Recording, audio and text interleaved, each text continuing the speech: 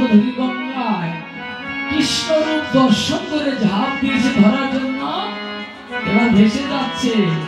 তার কাঁচা সোনা ওই বদনটা সূর্যের আলো যেই পড়েছে স্বর্ণের মতো দেখা যাচ্ছে, যেন সোনার একটি পদ্ম।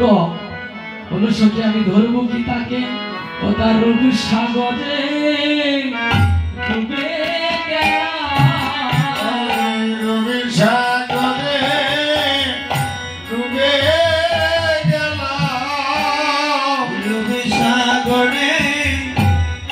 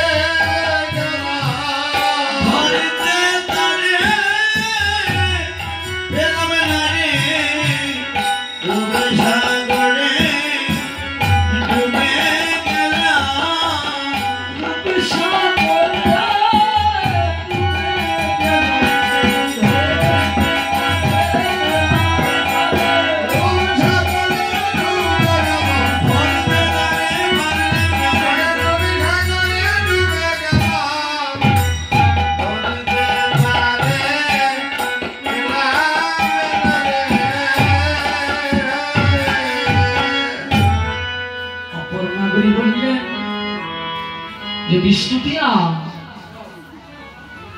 তুই কেমন রূপ দেখলি, যার রূপে তুই ডুবে গেলি? বলে তার তুলনা হয় না। বললি না তথাপি তার তুলনা আমি করিব। তখন বলল আমি দামিনী দাম, অর্থাৎ বিদ্যুতের মালার সঙ্গে তুলনা করলেন, বিদ্যুতের সঙ্গে। তখন নাগরী বললেন যে বিদ্যুতের আলো যখন আকাশে মেঘ সাজে তখন বিদ্যুৎ চমকায়, তখন যে পরিমাণ আলোকিত হয়, কিন্তু কিছুক্ষণ পর তার দ্বিগুণ পরিমাণ আরো অন্ধকার হয়ে যায়। কিন্তু আমার গৌরীর রূপে যে আলো, তার তো অন্ধকার নেই, তাই তার তুলনা হলো না। তাই বিদ্যুতের জ্যোতি নিষ্ফল হলো।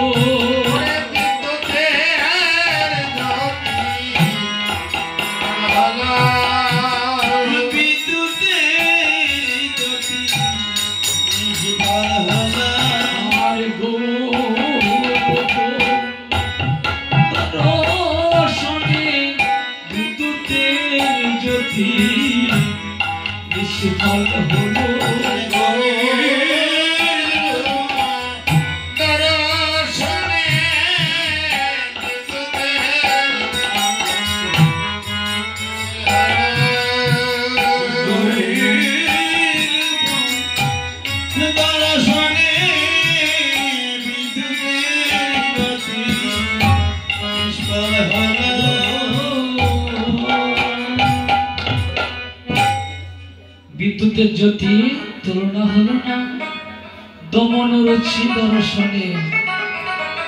আজ মদনের একটা দর্প ছিল, দর্প কথা মদন চিন্তা করছে এই পৃথিবীতে আমার মতো অঙ্গল হর সুন্দর আর দ্বিতীয় কেহ নেই।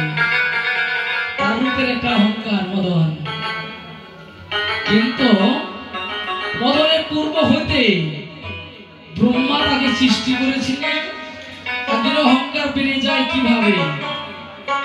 একটা ভুল করার পর যদি তাকে শাস্তি দেওয়া হয়, তাহা যদি শুধরিয়ে যায় তাহলে কিন্তু সে ভালো হয়ে যায়। আর দেখা গেল তার যে পরিমাণ শাস্তি দিচ্ছে তার চলার মতো আবার আরেকটি রাস্তা বের হচ্ছে, সে কিন্তু সহজে থামে না। মদন পূর্ব হইতে যে ব্রহ্মা তাকে সৃষ্টি করে তাকে দিয়েছিলেন মহাশক্তি। কি শক্তি? এই পৃথিবীর মধ্যে শক্তি 5টি শক্তির মূল। দেহের মধ্যে যদি সেই শক্তি না থাকে তার কোনো মূল্য আছে বলা? তার কোনো মূল্য নাই রে। রূপের একটা শক্তি, নারী তার নারীত্ব একটা শক্তি, পুরুষ তার পুরুষত্ব একটা শক্তি। তাই মদনের দিয়েছিলেন 5টি বাণ। মদন মদন সুসজ্জম্বন মোহন, এই 5টি বাণ পেয়ে মদন চিন্তা করছে ত্রিভুবনে আমার সঙ্গে যুদ্ধেই বা কে পারে। একবার যুদ্ধ করে দেখুক না মদন আমার সঙ্গে কে পারে।